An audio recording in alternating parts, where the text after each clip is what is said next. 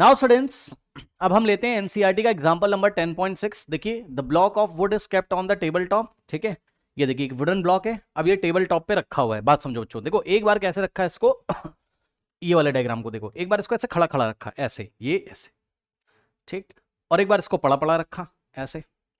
ठीक है, तो आपसे क्या पूछा है, आपसे पूछा है find the pressure exerted. Okay, मतलब दोनों ही केसेस में प्रेशर कितना लग रहा है। अब देखो थोड़ा सा मैं आपको रिवीजन यहां कराना चाहता हूं, प्रेशर का मतलब क्या होता है समझो बच्चों। देखो सबसे पहले प्रेशर से पहले आप ये समझो थ्रस्ट क्या होता है, THRUST, थ्रस्ट। थ्रस्ट क्या होता है, force acting perpendicular on any surface. Force acting perpendicular to the surface is known as thrust. Okay, force समझिएगा जरा, थोड़ा शॉर्ट में एक बार एक्सप्लेन कर देते हैं आपको सारी चीजें, ठीक है ना। फोर्स एक्टिंग परपेंडिकुलर या force acting perpendicularly to the surface.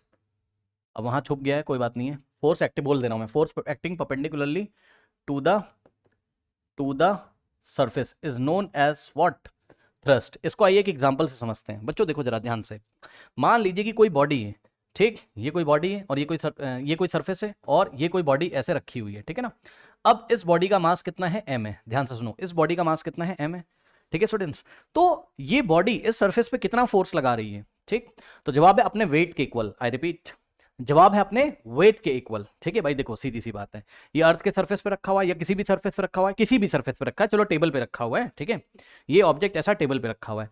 अब बताओ इस ऑब्जेक्ट पे कितना फोर्स लग रहा है नीचे की डायरेक्शन में, इस ऑब्जेक्ट पे कितना फोर्स लग रहा है नीचे की डायरेक्शन में। तो जवाब है भाई, इसको कोई अट्रैक्ट कर रहा है, कौन, अर्थ। अर्थ अपने ग्रेविटेशनल फोर्स किससे इसको अट्रैक्ट कर रही है। अब अर्थ जितने फोर्स से इसको अट्रैक्ट करती, वही इस बॉडी का वेट होता है, मानते हो कि नहीं भाई। अर्थ अपने सेंटर की तरफ इस ऑब्जेक्ट को जितने फोर्स से अट्रैक्ट करेगी, वही इसका क्या है, वेट है। यानी कि इस बॉडी पे एक तरीके का वेट लग रहा है।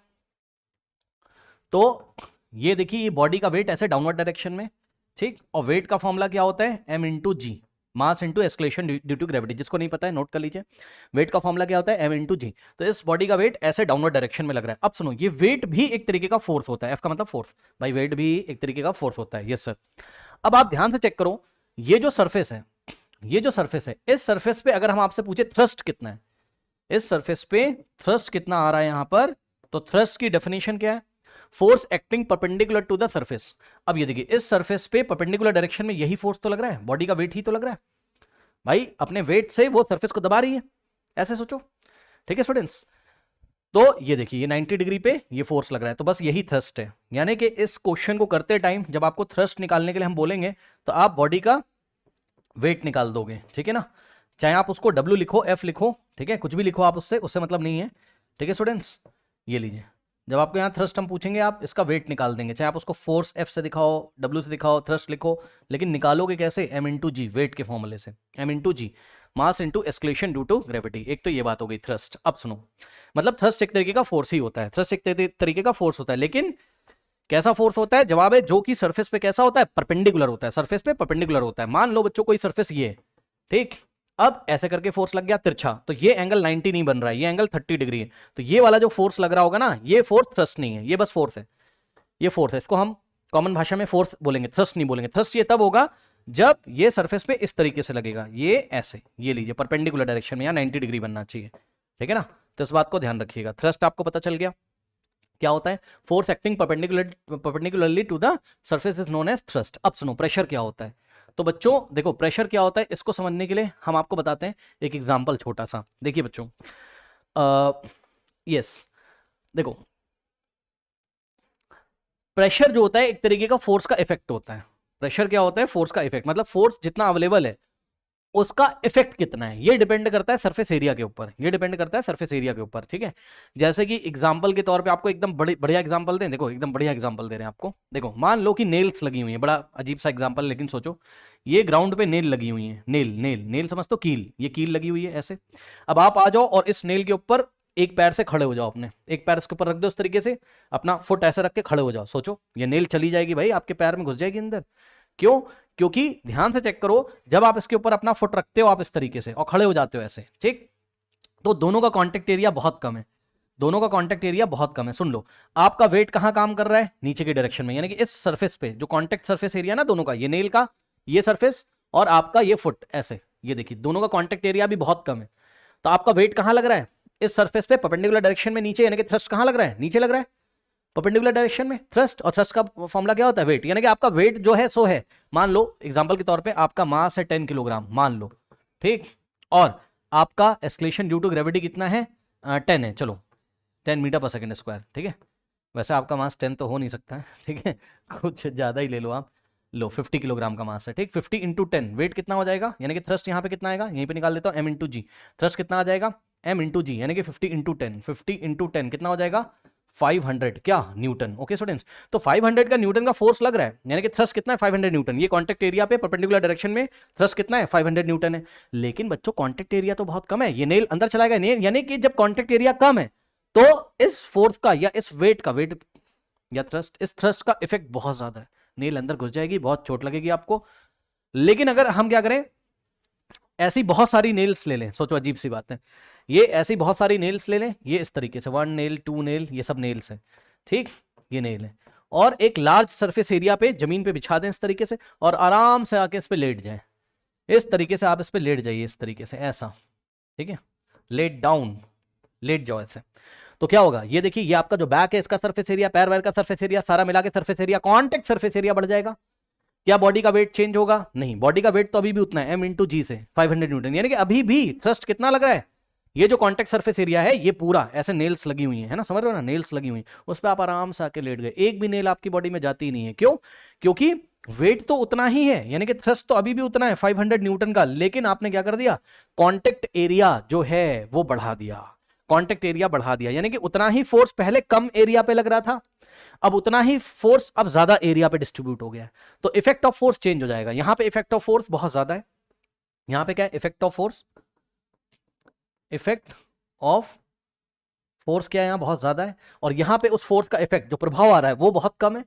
यहां पे फोर्स सेम है, फोर्स सेम है, यानी कि थ्रस्ट सेम है, 500 न्यूटन यहां पे भी है perpendicular to the surface, 500 newton यहां पे भी है परपेंडिकुलर टू द सरफेस, क्योंकि यहां एरिया कम है इसलिए फोर्स ऑफ इफेक्ट ज्यादा आ रहा है, और क्योंकि यहां पे एरिया ज्यादा है इसलिए फोर्स ऑफ इफेक्ट कैसा है? फोर्स ऑफ इफेक्ट कैसा है? लेस है, कम हो गया, ठीक। और ये नेल्स आपकी बॉडी में नहीं जाती हैं, ठीक है ना, तो ये चीज है। यानी कि यहां से एक नई फिजिकल क्वांटिटी का पता चला, किसका? प्रेशर का। तो प्रेशर आपको क्या बताता है? प्रेशर आपको बताता है इफेक्ट ऑफ फोर्स के बारे में, प्रेशर आपको क्या बताता है? इफेक्ट ऑफ फोर्स के बारे में। तो इस तरीके से प्रेशर किसके ऊपर डिपेंड करता है? जवाब है प्रेशर डिपेंड करता है किसके ऊपर? एरिया के ऊपर, यानी कि कितना कितना थ्रस्ट है वो तो है ही, लेकिन कितने एरिया पे, तो थ्रस्ट बाय एरिया। सिंपल शब्दों में बोलें तो ध्यान समझिए जरा, प्रेशर का फॉर्मूला थ्रस्ट बाय एरिया हो जाएगा, यानी कि और अच्छी तरीके से अगर थोड़ा सा डिफाइन करें तो यहां से हो जाएगा आपके पास, अगर मैं एरिया को 1 यूनिट कर दूं, कितना? एरिया को कितना कर दूं? 1 यूनिट, ठीक, तो नीचे क्या हो जाएगा? 1, तो प्रेशर क्या हो जाएगा? चेक कर लो, प्रेशर का फॉर्मूला क्या आ जाएगा? यहां से थ्रस्ट अपॉन 1 थ्रस्ट हो जाएगा, भाई नीचे एरिया 1 ले लिया ना, थ्रस्ट अपॉन 1 थ्रस्ट, यानी कि प्रेशर क्या है? प्रेशर 1 यूनिट एरिया पे लगने वाला क्या है? थ्रस्ट है। तो हम बस ये चेक कर लेंगे 1 यूनिट एरिया पे कितना थ्रस्ट लग रहा है। 1 यूनिट एरिया पे जितना थ्रस्ट लगता है, सिंपल शब्दों में बोले तो 1 यूनिट एरिया पे लगने वाला जो फोर्स है वही क्या है? प्रेशर है, बस। Pressure is defined as force acting on 1 unit area, and this force should be perpendicular the direction of the surface, because हम थ्रस्ट की बात कर रहे हैं। आई थिंक आपको समझ में आया होगा। तो ये बहुत शॉर्ट में मैंने आपको एक बार रिवीजन करा दिया। ओके स्टूडेंट्स, यहाँ से आप एक बात और समझते हो, ऐसा हम फॉर्मूला लिख सकते हैं, P is equal to F by A. यदि एरिया ज़्यादा होगा तो प्रेशर कम होगा, प्रेशर का मतलब फोर्स ऑफ इफेक्ट कम होगा। वहाँ पे देखिए सरफेस एरिया ज़्यादा था तो effect of force, effect of force मतलब फोर्स का प्रभाव है, यानी कि प्रेशर क्या है? कम है, इसलिए नेल हमारी बॉडी में नहीं घुसती है, अंदर नहीं जाती है। और वाइसे वर्सा, इसी का जस्ट रिवर्स भी ट्रू है, यानी कि अगर कॉन्टेक्ट सरफेस एरिया कम हो गया, यानी कि उतना ही फोर्स कम सरफेस एरिया पे लग रहा है, तो प्रेशर ज्यादा होगा, यानी कि इफेक्ट ऑफ प्रेशर, यानी कि इफेक्ट ऑफ फोर्स क्या होगा? ज्यादा होगा। यहाँ पे देखिए कॉन्टेक्ट सरफेस एरिया कम है, केवल इतना ही कॉन्टेक्ट है, ये पॉइंट वाला बस ऐसे, इतना ही कॉन्टेक्ट एरिया है, तो उतना ही फोर्स यहाँ लेस एरिया पे डिस्ट्रीब्यूट हो रहा है, इसलिए फोर्स का इफेक्ट ज्यादा आएगा, और उतना ही फोर्स वहां पे ज्यादा एरिया पे डिस्ट्रीब्यूट हो रहा है, इसलिए उसका इफेक्ट कम आएगा। आई थिंक आपको समझ में आई होगी बात। तो इतनी बात आप समझ गए, तो ये वाला डायग्राम देख के बताओ। अब बताओ, चाहे आप ब्लॉक को अगर ऐसे रखोगे, ठीक, ब्लॉक को अगर आप ऐसे रखोगे तो देखो कॉन्टेक्ट सरफेस एरिया कम है, बस इतना ही एरिया कॉन्टेक्ट में आ रहा है यहाँ पे, ठीक, तो यहाँ पे इफेक्ट ऑफ फोर्स कम आएगा, यानी कि प्रेशर कम आएगा या ज्यादा आएगा? एरिया कम है, प्रेशर ज्यादा आएगा, ठीक। एरिया कम है, प्रेशर ज़्यादा आएगा। ठीक, तो यहाँ पे जब अभी आप आंसर निकालोगे तो कॉन्टैक्ट एरिया क्योंकि कम है, कॉन्टैक्ट एरिया कम तो प्रेशर ज़्यादा। ठीक, तो यहाँ पे आप अभी कैलकुलेट करोगे तो यहाँ पे प्रेशर ज़्यादा आएगा। और यहाँ पर जब इसी ब्लॉक को आपने ऐसे रख दिया, ये देखिए अब कॉन्टैक्ट सरफेस एरिया बढ़ गया, इतना इतना एरिया अब इसके कॉन्टैक्ट में एरिया बढ़ गया, तो इफेक्ट ऑफ फोर्स कम होगा, इफेक्ट ऑफ फोर्स कम होगा, यानी कि प्रेशर कम हो जाएगा। तो यहाँ पे प्रेशर कैसा आएगा, कम आएगा। अब मैं आपको निकाल के दिखाता हूँ, लेकिन इससे पहले एक चीज और याद रखिएगा बच्चों कि थ्रस्ट को आप लोग न्यूटन में मेजर करते हैं और एरिया को मेजर करेंगे किसमें, मीटर स्क्वायर में। ठीक, तो Newton per metre square unit हो जाएगा किसका, प्रेशर का। तो प्रेशर का यूनिट हो जाएगा न्यूटन पर मीटर स्क्वायर, और न्यूटन पर मीटर स्क्वायर को ही हम क्या बोलते हैं, पास्कल। क्या बोलते हैं, पास्कल को PASCAL पास्कल लिखते हैं, ये साइंटिस्ट के नेम के ऑनर में बोला गया है यूनिट। ठीक है ना, पास्कल को शॉर्ट में PA लिखते हैं। और 1 newton per metre square is equals to 1 pascal होता है। ठीक है, इसका क्या मतलब होता है, इसका मतलब होता है कि जब 1 न्यूटन पर मीटर स्क्वायर, मतलब 1 मीटर स्क्वायर एरिया पे जब 1 न्यूटन का फोर्स लग रहा होता है, 1 मीटर स्क्वायर एरिया पे जब 1 न्यूटन का फोर्स लग रहा होता है परपेंडिकुलर डायरेक्शन में, तो हम बोलते हैं प्रेशर कितना है, 1 पास्कल है। ठीक, या प्रेशर कितना है, 1 न्यूटन पर मीटर स्क्वायर है। ठीक है, तो ये सारी बातें आपको नोट करनी हो तो नोट कर लीजिए। अब मैं आपको न्यूमेरिकल करके दिखाता हूँ। ठीक है, अब मैं आपको न्यूमेरिकल करके दिखाता हूँ। ठीक, नोट कर लीजिए, वीडियो पॉज करके नोट कर लिया। एक बार मैंने रिवाइज कर लिया, कुछ लोग बोर हो गए होंगे, बट बच्चों रिवाइज इसलिए कर दिया क्योंकि बहुत सारे बच्चों के कॉन्सेप्ट नहीं क्लियर होते हैं, ओके स्टूडेंट्स, और वो इन क्वेश्चंस को रटने लगते हैं और परेशान रहते हैं। ठीक है, तो इससे कोई फ़ायदा है नहीं। ठीक है स्टूडेंट्स, ओके, तो रटिए नहीं, अच्छी तरीके से आप चीज़ें करिए।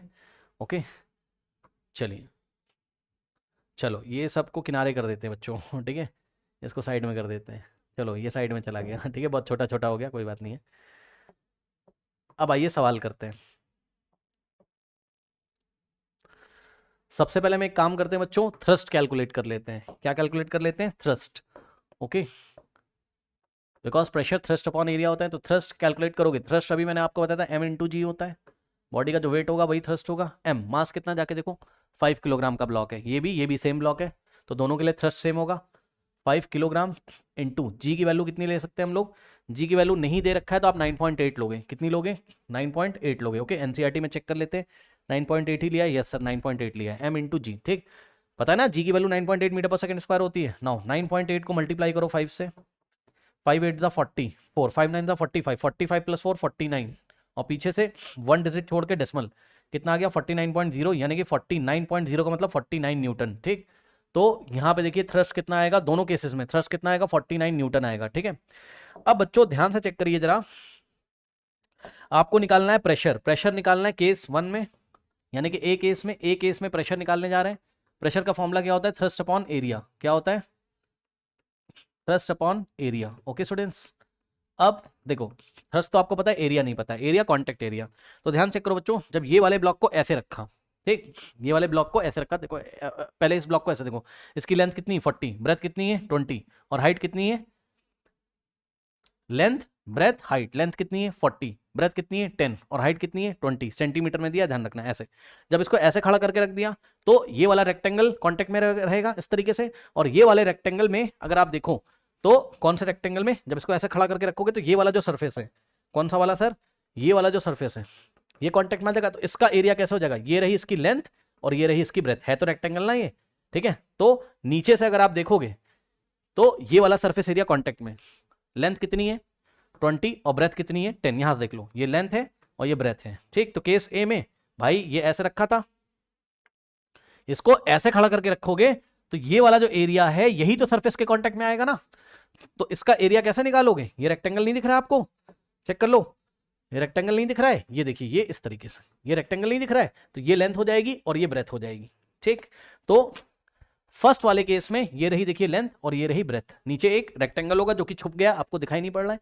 ठीक, तो फर्स्ट वाले केस में यदि हम एरिया निकालेंगे तो कितना आ जाएगा, area is equals to length into breadth, length हम रखेंगे 20 सेंटीमीटर इंटू ब्रेथ रखेंगे 10 सेंटीमीटर, लेकिन बच्चों ध्यान रहे सेंटीमीटर को किस में चेंज कर लेंगे, मीटर में। क्यों सर, इसलिए क्योंकि बच्चों एरिया का जो SI यूनिट होता है मीटर स्क्वायर होता है। ठीक, तो आइए चेंज करते हैं, क्या करेंगे 20 सेंटीमीटर को 100 से डिवाइड करोगे तो मीटर में आ जाएगा, 20 डिवाइडेड बाय 100, और ये सेंटीमीटर चेंज होगा मीटर में, इंटू 10 डिवाइडेड बाय 100, इसको 100 से डिवाइड कर दोगे सेंटीमीटर चेंज होकर किस में आ जाएगा, मीटर में आ जाएगा। ठीक, ये 0 से 0 गया, यहाँ 0 से 0 गया, ठीक, यहाँ से आ जाएगा 2/10, ओके स्टूडेंट्स, मीटर, इनटू यहाँ से आ जाएगा 1/10, ठीक है स्टूडेंट्स, मीटर। अब ध्यान दे बच्चे, यहाँ से देखिए, यहाँ से क्या हो जाएगा, देखो मल्टीप्लाई करो, 2 × 1 2 और अपॉन में 10 × 10 कितना हो गया, 100 हो गया, 10 × 10 100 हो गया, ठीक।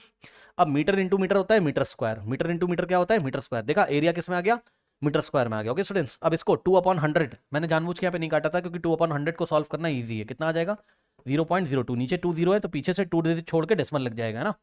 तो 2 था, 2 के पहले 0 लगाया और यहाँ डेसिमल, और इसके पहले कुछ नहीं तो 0, तो 0.02 मीटर स्क्वायर, ये लीजिए, क्या दिक्कत है, ठीक। तो फर्स्ट केस में एरिया कितना आ गया, 0.02 मीटर स्क्वायर। अब कैलकुलेशन कर लीजिए। So pressure is equal to thrust upon area. Thrust कितना है बच्चों, 49 न्यूटन। थ्रस्ट कितना है, 49 न्यूटन, डिवाइडेड बाय एरिया कितना है, 49 न्यूटन, और डिवाइडेड बाय एरिया कितना है, एरिया है 0.02 मीटर स्क्वायर। ओके स्टूडेंट्स, चलिए सॉल्व करते हैं। कैसे करोगे सर, सॉल्व देखो कैसे करोगे। यहाँ पे नेक्स्ट स्टेप में 49 है ना, और यूनिट अब आप देख लेना न्यूटन पर मीटर स्क्वायर है, जिसको पास्कल भी बोलते हैं। तो बस मैं आपको कैलकुलेशन दिखा रहा हूँ, 0.02, यहाँ से पॉइंट हटाओगे तो ऊपर 2 0 आ जाएंगे, और इस तरीके से आपके पास 4900 आ जाएगा ऊपर, और नीचे कितना आ जाएगा, 002 का मतलब क्या होता है, 2 होता है। अब सुनो, 4900 को आप क्या लिखोगे, 49 × 100, यस सर लिख सकते हैं, और डिवाइडेड बाय 2 है, डिवाइडेड बाय क्या है, 2 है। तो अब आप क्या करो, 49 को 2 से डिवाइड कर लो पहले, ठीक है। रेस्ट ऑफ द कैलकुलेशन मैं यहाँ पे कर रहा हूँ। 49 को 2 से डिवाइड कर लो, जो आंसर आ जाएगा उसको 100 से मल्टीप्लाई कर लेना। 49 को 2 से डिवाइड कर लो, जो आंसर आ जाएगा 100 से मल्टीप्लाई कर लेना। चलो 49 डिवाइडेड बाय 2, 49 डिवाइडेड बाय 2 करिए, 2 2 जा कितना हो जाएगा, 4, 9 कॉपी करेंगे, ठीक। 2 4 जा हो गया 8, 9 - 8 1, डेसिमल की हेल्प से 0, 2 5 जा कितना हो गया, 10 हो गया, ठीक है स्टूडेंट्स। इस तरीके से कितना आ गया आंसर, 24.5, ठीक। तो यहाँ से आ गया कितना, 24.5 आ गया, ठीक। इंटू में क्या है, इसका आंसर 24.5 इंटू में क्या है, 100 है, ठीक। यहाँ से पॉइंट हटाओगे नीचे 10 आएगा, 1 0 से 1 0 गया, कितना बचा, 245 बचा, इंटू में क्या बचा, 10 बचा, नीचे 1 बचा, उसका कोई मतलब है नहीं, और साथ में यूनिट बचेगी न्यूटन पर मीटर स्क्वायर, ठीक है स्टूडेंट्स।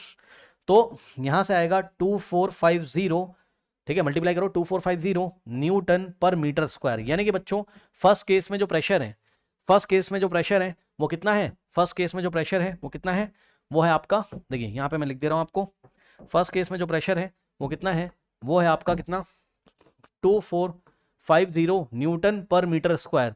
अब इसको आप ऐसे भी लिख सकते हो, 2450 पास्कल, ठीक है बच्चों, pascal, Newton per metre square को ही पास्कल बोलते हैं, ठीक है ना। ओके स्टूडेंट्स, लेकिन आप इसमें जो है देखिए आपके बुक में लिखा भी हुआ है, ठीक है बच्चों। देखिए पेज नंबर 139 पे देखोगे, कह रहा है substituting SI units of the thrust and area in the given equation we get the SI unit of pressure as newton per metre square, और newton per metre square in honour of scientist Blaise Pascal, the SI unit of pressure is called pascal denoted by PA, ठीक।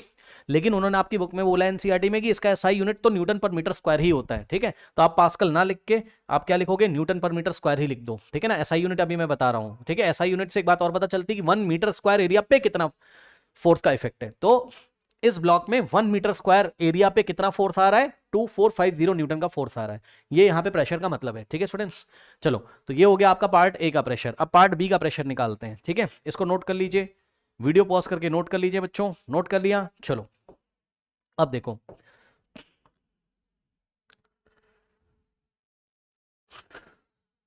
चलिए यहां से देखिए, ओ ये चला ही गया पूरा, चलो कोई बात नहीं है, क्या करें, है ना। अब पार्ट बी में देखो जरा, पार्ट बी में नोट तो आपने कर लिया होगा ना, प्रेशर निकालते हैं पार्ट बी में। बच्चों क्या होता है प्रेशर, थ्रस्ट अपॉन एरिया, तो थ्रस्ट तो इतना ही होगा, और एरिया यहां से निकाल लो।